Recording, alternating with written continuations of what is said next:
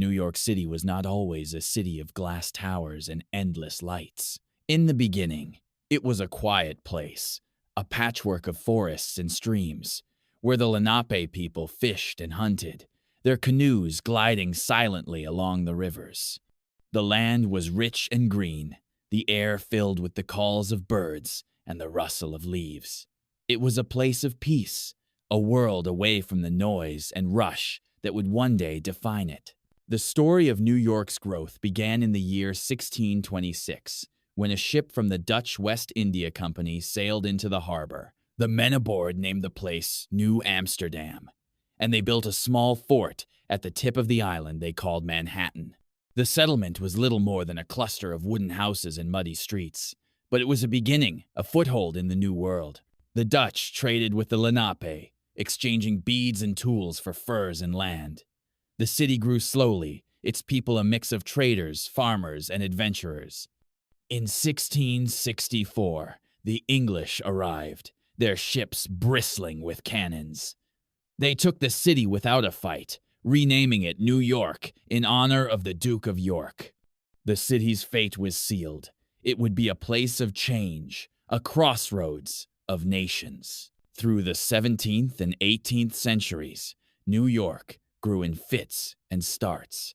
Fires swept through the wooden houses, and epidemics claimed many lives. But the city endured, its people rebuilding again and again. The harbor bustled with ships from every corner of the world, their holds filled with sugar, rum, and tobacco. Merchants grew rich, and the city's streets echoed with the sounds of many languages. By the time of the American Revolution, New York was a city of 10,000 souls, a place of ambition and unrest. In 1776, George Washington's army marched through its streets, pursued by British redcoats. The city burned, but it did not fall. When the war ended, New York became the first capital of the new United States, a symbol of hope and possibility. The 19th century brought waves of change. The Erie Canal, completed in 1825, linked the city to the heart of the continent. Suddenly, goods and people could flow from the Great Lakes to the Atlantic, and New York became the gateway to America. Immigrants poured in, Irish fleeing famine, Germans seeking freedom, Italians and Jews dreaming of a better life. They crowded into tenements on the Lower East Side, their hopes as high as the city's growing skyline. The city's streets were alive with energy. Newsboys shouted headlines, streetcars rattled along iron tracks, and the air was thick with the smell of bread, coal, and sweat.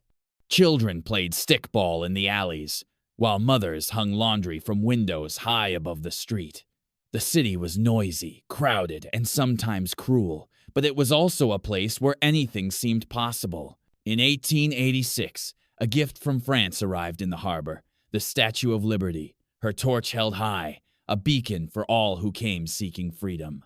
She watched as millions passed through Ellis Island, their names recorded in ledgers, their dreams carried in battered suitcases. For many, New York was the first glimpse of America, a place where the old world ended and the new began.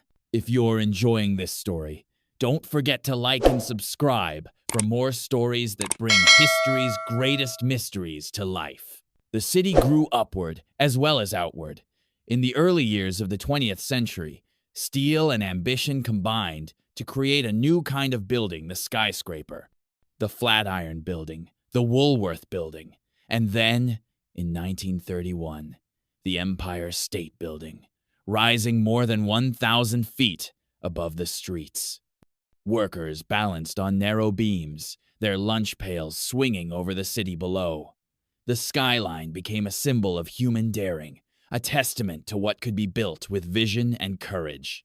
But New York was not just a city of buildings. It was a city of people, of artists and writers, musicians and dreamers. In Harlem, jazz spilled from the clubs and dance halls, the music of Duke Ellington and Billie Holiday filling the night. In Greenwich Village, poets and painters gathered in smoky cafes, arguing about art and politics. The city was a stage, and everyone played a part. The Great Depression hit New York hard. Bread lines stretched for blocks, and men sold apples on street corners. But even in the darkest days, the city's spirit endured. The Works Progress Administration put people to work, building parks, bridges, and murals. The city's heartbeat never stopped. When the Second World War came, New York became the arsenal of democracy. Ships and planes poured from its factories, and soldiers marched down Fifth Avenue on their way to distant battlefields. The city's lights burned bright, a promise that freedom would endure. After the war, New York entered a new era. The United Nations chose the city as its home, and the world's eyes turned to its streets. The city's population soared, and new neighborhoods sprang up in Queens, Brooklyn, and the Bronx. Subways rumbled beneath the ground, carrying millions to work and home again. The city faced challenges, crime, poverty, and unrest, but it also saw moments of triumph. In 1969, the Stonewall riots in Greenwich Village sparked a movement for LGBTQ rights. In 1977, a blackout plunged the city into darkness, but neighbors came together, sharing candles and stories.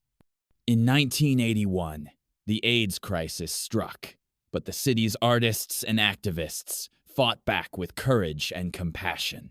Through it all, New York kept growing, changing, and reinventing itself.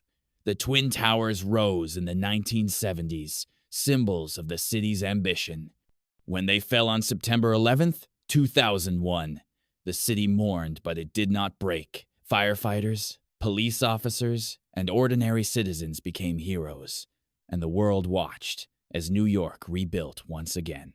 Today, New York City is a mosaic of neighborhoods and nations. More than 8 million people call it home, speaking more than 200 languages. The city's streets are alive with the rhythms of salsa, hip-hop, and jazz. Food carts serve dumplings, tacos, and hot dogs to people from every corner of the globe. Central Park offers a green heart in the midst of steel and stone, a place where children play and lovers stroll. The city's skyline continues to change. New towers rise, their glass facades reflecting the sky and the dreams of those who built them. The High Line, once an abandoned railway, is now a park in the sky, filled with flowers and laughter. The city's museums, theaters, and galleries are alive with creativity, drawing visitors from around the world. But the true story of New York is not written in stone or steel. It is written in the lives of its people, the immigrants who arrived with nothing and built new lives, the artists who found their voices in its crowded streets, the workers who rose before dawn to keep the city moving. It is a story of resilience, of hope, and of the belief that anything is possible. So, the next time you walk through Times Square, ride the subway, or gaze up at the Empire State Building, remember the story of New York's growth.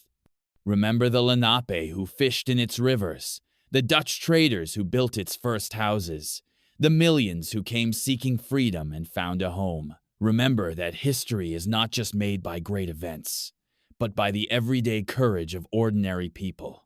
New York City is a living story, a place where the past and the future meet, where dreams are born and reborn every day. It is a city that never sleeps because its heart is always awake. If you enjoyed this journey through the rise of the world's most iconic city, don't forget to like, subscribe, and share. There are more stories waiting to be told right here.